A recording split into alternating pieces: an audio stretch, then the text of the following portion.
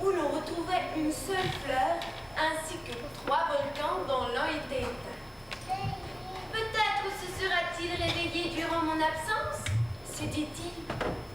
Le petit prince voyageait depuis longtemps et il avait hâte de rentrer sur sa planète.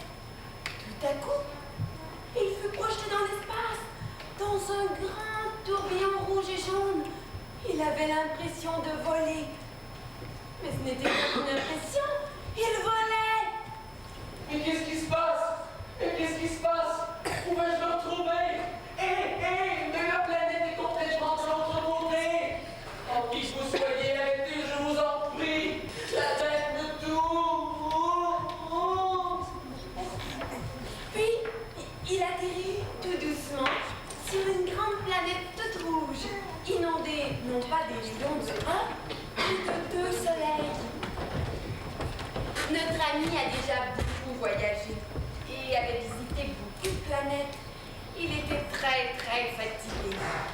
Il avait rencontré un roi, un vaniteux, un buveur, un homme d'affaires, un allumeur de réverbères, un vieux monsieur qui écrivait d'énormes livres, un serpent, beaucoup de fleurs et un renard qui l'apprivoisa et qui devint son ami. Il avait appris beaucoup de choses et ne désirait que se reposer un peu. Sur cette planète habitait un monsieur bizarre. Paraissait toujours très sérieux. Il ne riait jamais. Pas plus qu'il ne pleurait, puisqu'il n'était pas malheureux. Il passait ses journées assis devant un écran d'ordinateur, à lire des tonnes et des tonnes de lignes. Notre petit prince a tôt fait de le retrouver.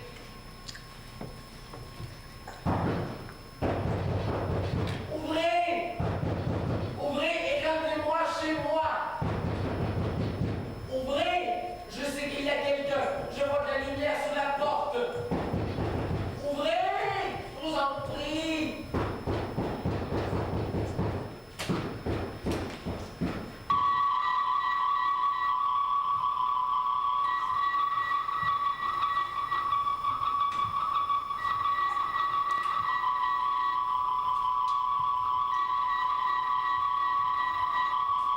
Forme non identifiée, d'apparence humaine, origine inconnue, intelligence primitive, non armée, danger nul.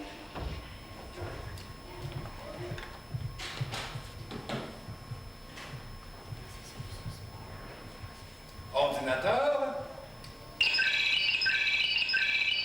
ouvrez.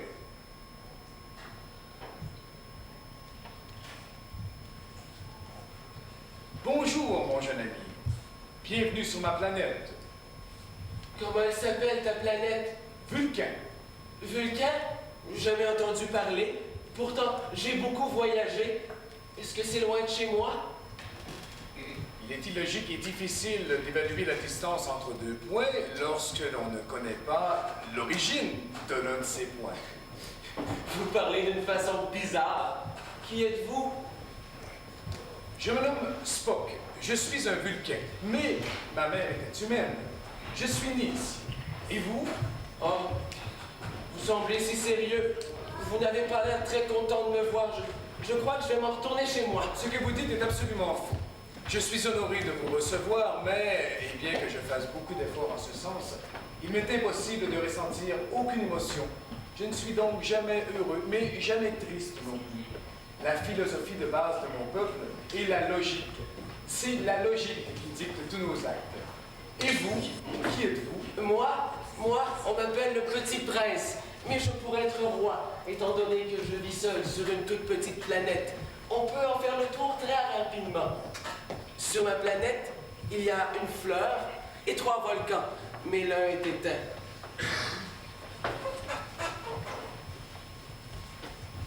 Pourquoi avez-vous les oreilles pointues?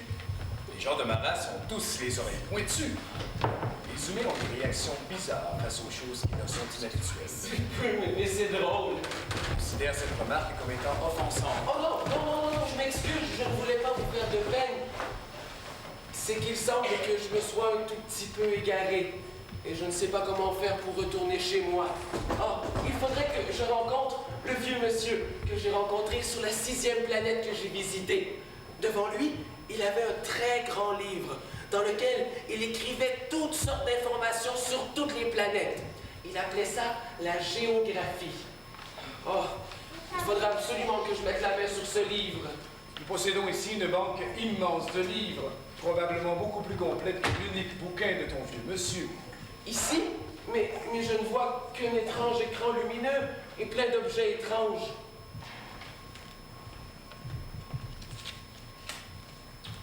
Voilà, tu as entre les mains au moins 120 livres différents. Là-dessus? Mais il n'y a rien là-dessus. Ah, peut-être que...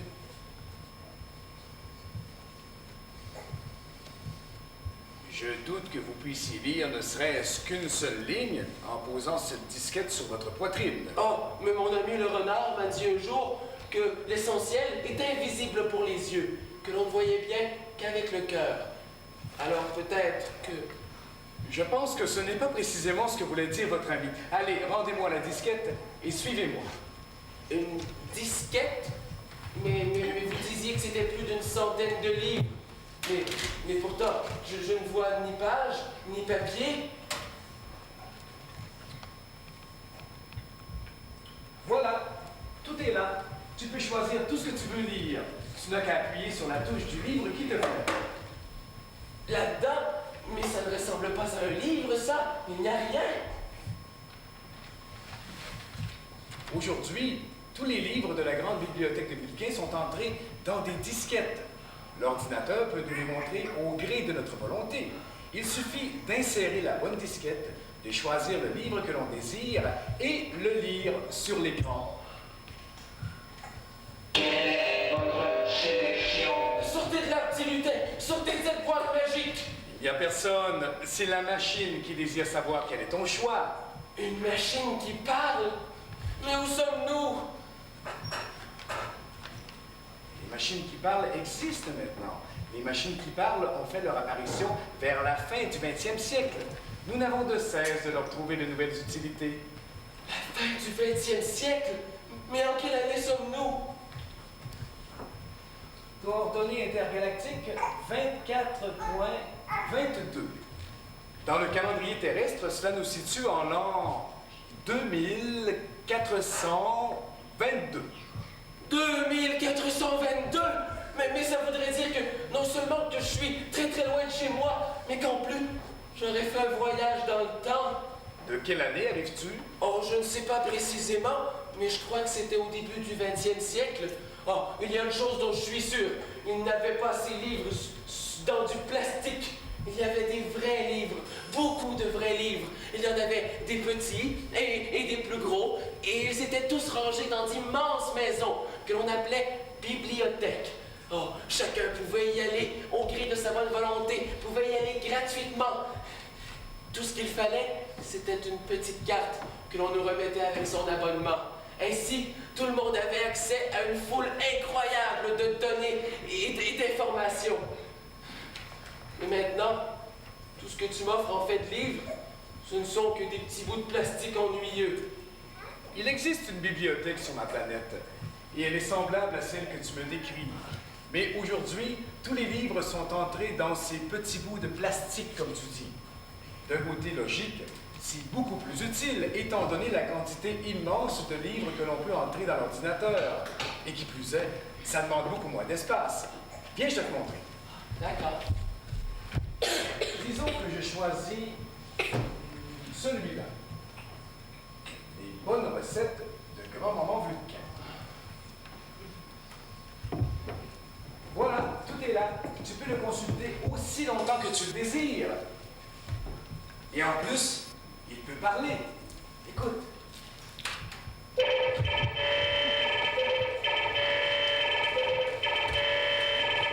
Déjeuner typique de grand-maman Vulcain. 2 soupes nectarines, une ration de moule bleu, 4 nuages du grand arbre blanc, un jus de racine bien verte, disponible dans le sachet déshydraté numéro 4. zéro sur l'équateur central. Avec une machine qui me fait frissonner. 2, 1. Ah, merci. Sa voix était bizarre, sans aucune émotion. Elle m'a fait peur. Mais tu veux dire que tu n'as jamais vu un vrai livre? Tu n'as jamais eu le plaisir de regarder toutes ces images si belles et colorées? Bien sûr que oui. Lorsque j'étais petit, mon père m'a amené dans la grande bibliothèque remplie de livres. Mais nous n'y sommes pas restés longtemps. L'accès à la bibliothèque de Vulcain est restreint. Mais ce n'est pas nécessaire de s'y rendre, puisque nous pouvons tout consulter à partir de l'ordinateur. Tu n'as jamais pris un livre, sentir sa couverture, la texture toute spéciale de ses pages, voir ses caractères si différents et si intéressants à regarder? Non, mais j'ai accès à tout son contenu. Le fait de tenir un livre entre ses mains n'a aucune importance lorsqu'on peut savoir ce qu'il contient. Oui, mais écoute, prendre un livre et tourner ses pages doucement est si agréable. Sentir le papier sous ses doigts. Avec un livre, on peut l'emmener où l'on veut. On peut s'étendre sur l'herbe dans un champ, sous le soleil, le lire aussi longtemps que l'on désire. On peut l'amener où l'on veut, le lire quand l'on veut. Tu n'as jamais vécu ces moments? Non, mais je ne peux ressentir aucune émotion. Je ne peux ni rire ni pleurer. Je ne suis jamais ni triste ni joyeux. Alors ce que tu m'offres est bien inutile pour moi. Ah, attends, pour te faire essayer, il nous faudrait un vrai livre. Mais nous n'en possédons pas. Oh, je suis certain que tu aimerais la lecture comme moi, je la connais. J'y pense. Je possède une machine capable de tout reproduire selon les critères demandés. Nous pouvons essayer. Eh bien, allons-y. C'est par ici. Ordinateur, je voudrais un livre. Veuillez spécifier. Un livre de recettes? Ah non, non, non, non, non, pas encore un livre de recettes de grand-maman Vulcain. Ah, attends, je vais essayer. Ordinateur, je voudrais un livre de géographie. Veuillez patienter traitement de l'information.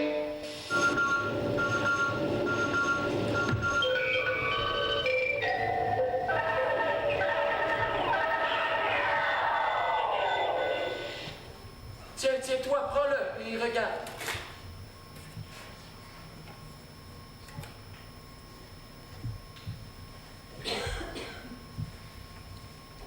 Cela me semble intéressant.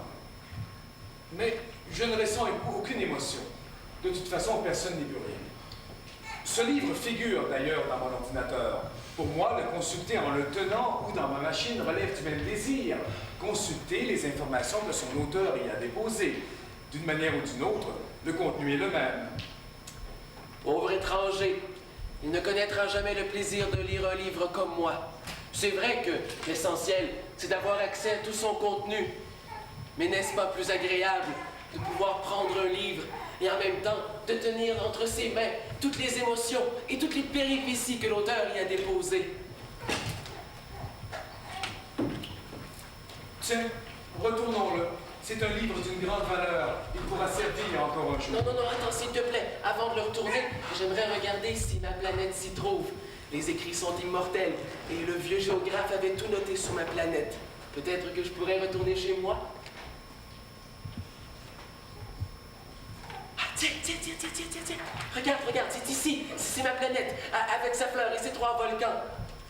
C'est là une bien petite planète. En fait, ça ressemble plus à un astéroïde.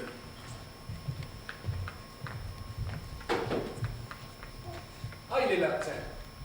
C'est l'astéroïde B612, ayant été aperçu pour la première fois sur la planète Terre par un astronome turc en 1909. D'ailleurs, il existe toujours. Il me sera facile de s'y retourner. Ah oui?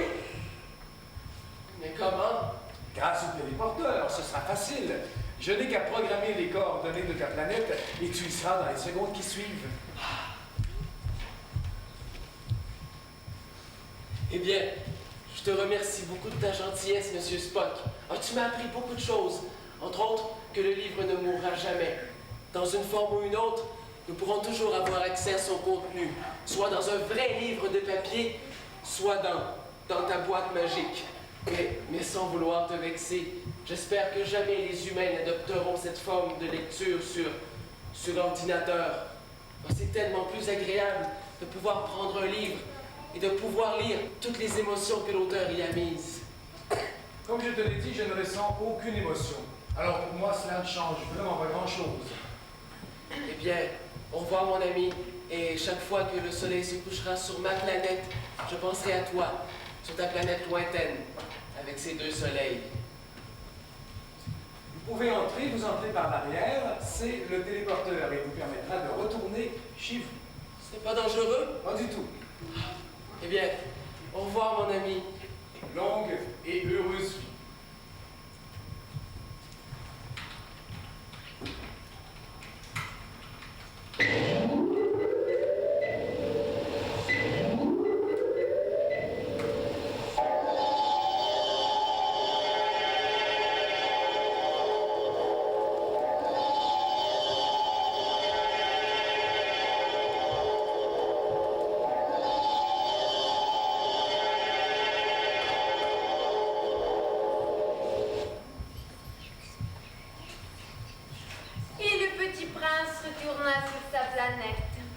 Sans le savoir, il aura transmis à son hôte l'amour du livre. Ce monsieur Spock, qui tente toujours d'atteindre la perfection en suivant la logique, a découvert la magie du livre imprimé. Il préfère de beaucoup choisir un écrit dans la plus grande bibliothèque de sa planète. Et, comme tout le monde le sait, rien n'est impossible avec un